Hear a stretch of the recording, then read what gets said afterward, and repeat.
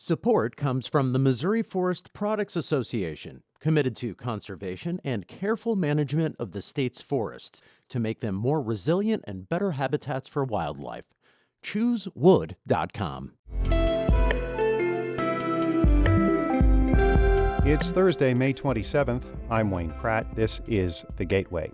St. Louis band iLLPHONiCS is celebrating 15 years of performing a distinctive style of hip-hop fusion. But I think the one thing when we look back on our career that we can say is we did it our way. We did us. When it's all said and done, I can live with that. That matters to us. St. Louis Public Radio's Jeremy Goodwin reports on an innovative band as it releases a new album and prepares for a return to live concerts. That's in just a few minutes.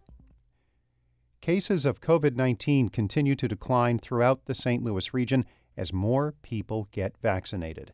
Health officials say new cases are down more than 15% and the positivity rate is at its lowest level in about a year. But unvaccinated people are still at risk of contracting coronavirus. The head of the St. Louis Metropolitan Pandemic Task Force, Dr. Alex Garza, is urging more people to get the shots. We really don't want to see any more people's lives upended by this entirely preventable disease. And nothing would really make us happier in the healthcare system, I think I speak for everybody, than to have no one in our hospitals or ICUs with COVID. More than 775,000 people in the region are now fully vaccinated. More Missouri prison inmates have been vaccinated as well. The state's Department of Corrections says roughly 55% have received the shots. That's more than 12,000 people. Missouri prisons have been closed to visitors for more than a year, but visitations will resume June 1st for fully vaccinated inmates. Visitors will not be required to have the shots. Visitation rooms will be limited to 50% capacity, and masks will be required for all visitors and inmates. A U.S. District Court judge in California has rejected Bayer's $2 billion proposal to resolve future lawsuits alleging the Roundup weed killer causes cancer.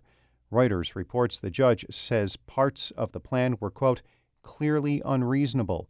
The proposed agreement would have barred Roundup users from suing the company over cancer claims for the next 4 years.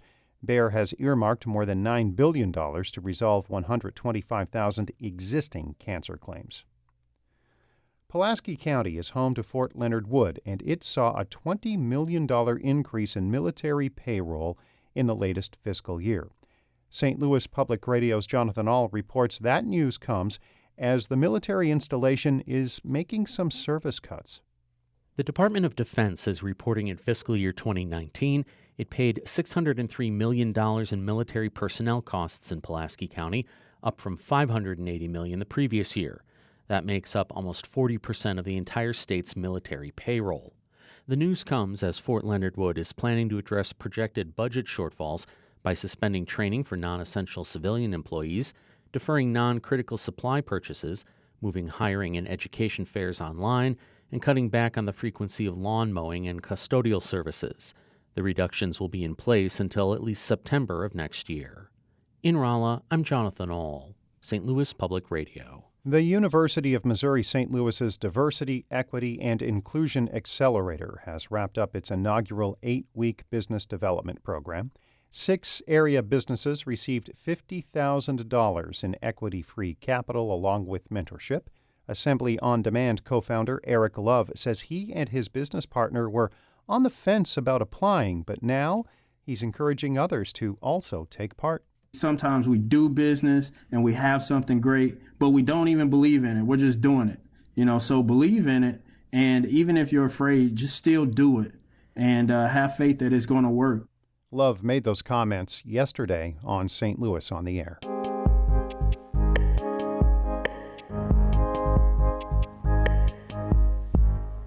Members of the St. Louis band iLLPHONiCS have spent 15 years refining a distinctive sound, hip-hop that blends influences from many other styles.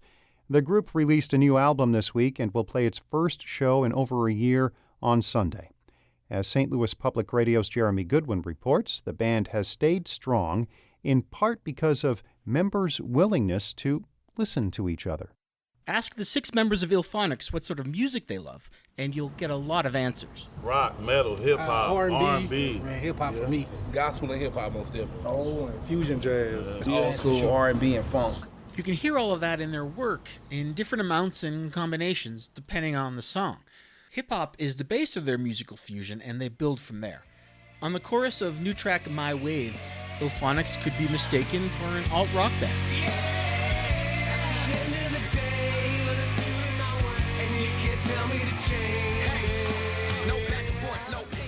The group creates a very different vibe on another new one, the seductive and soulful Sexy Caramel Drizzle. We steady vibing, our frequencies tuned that wavelength. I can't see, perceive, or feel that. Sexy Caramel Drizzle, oh man, oh man. We could have settled into any different versions of our sound over the years. That's Kevin Kaler. He plays guitar and sings. But we were never happy with staying the same. Like, we always want to evolve the sound and experiment, try new things. And because hopefully over the years people have gotten to know that we have a sound, and the sound is the defiance of genre. They achieve their meld of influences through a creative process that's very open and a willingness to listen to each other's feedback. On a recent weeknight, the group gathered in Kaler's St. Louis basement to rehearse for their first show since the onset of the pandemic. Kaler works through the intro of a song with Jaron Garrett, a new addition who plays drums. The intro, do we want there to be no kick drum? Well, in the intro, I was coming in like just keep the timing, really. I just thought it might be cool. Oh, put the kick in. Put it in there. Oh, okay. On the record. I got you. I don't know. Boom. Yeah, I got you. Y'all ready? 5, 6, 7, 8. Boom. I got it. The collaboration runs deep among the group, which also includes founding members Larry Morris, William Gray, Chaz Brew, and Simon Shervitz. On new album Moonglow, 4 founding members wrote 2 songs apiece. Some of the band members started making music together as teenagers. Now they're all in their early to mid-30s. Gray, who plays keyboards and sings, says the new material is a good document of where they've come as people.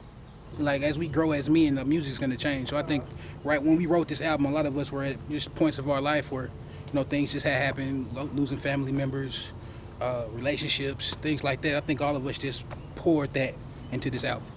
Morris wrote lyrics for the record based in part on conversations he's had with band members during the pandemic.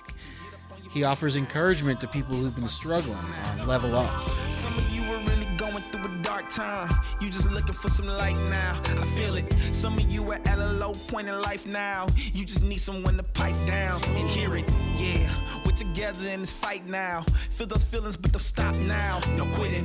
What you want won't happen right now, but stick with it. It'll happen in the right time. You'll get it. Step in the mirror. The group has toured a lot over the years in the Midwest and made ventures further south, but hasn't really connected with a nationwide fan base. It remains a big draw in St. Louis and Kansas City, and fans are willing to go along with the group as it tries new things. Whether it's recording with one of David Bowie's old producers, as they did a couple of years ago, or curating a series that brought hip-hop groups to the ballroom of the Sheldon Concert Hall. Morris says they're just doing what they want to do. But I think the one thing when we look back on our career that we can say is we did it our way. We did us. When it's all said and done, I can live with that. You know what I mean? So doing our thing took us to these places and created these relationships. That matters to us. The band members say the pandemic gave them plenty of time to fine-tune the new album, but they're eager to share their music again with fans in person, starting on Sunday. I'm Jeremy Goodwin, St. Louis Public Radio.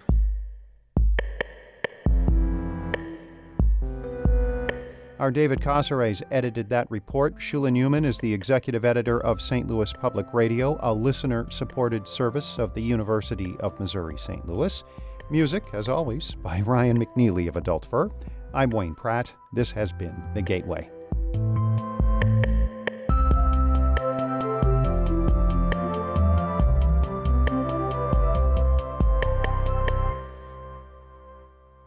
Support comes from the Missouri Forest Products Association. Missouri produces wood pallets, railroad ties, white oak barrels, hardwood floors, and more. Details on the variety of products made in the state are at choosewood.com.